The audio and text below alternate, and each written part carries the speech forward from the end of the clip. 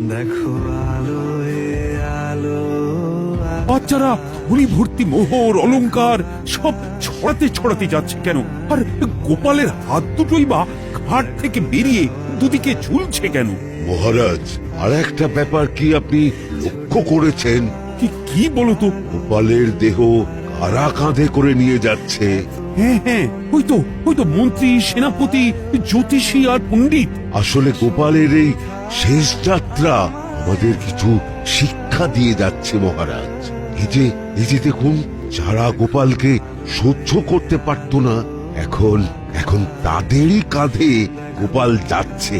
তার মানে শেষ পর্যন্ত কেউই কারোর শত্রু থাকে না, সবাই মান অভিমান ভুলে কাঁধে কাঁধ মিলিয়ে পার করে দেয়। তাই তো, এই দৃশ্য তো সেই কথাই বলছে।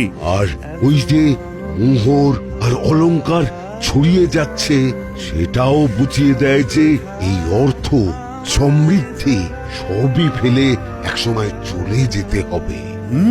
কি ভীষণ সত্যি। দুটো খালি হাতও বুঝিয়ে দিচ্ছে, খালি হাতেই আমরা সংসারে এসেছিলাম আর খালি হাতেই আমাদের যেতে হবে।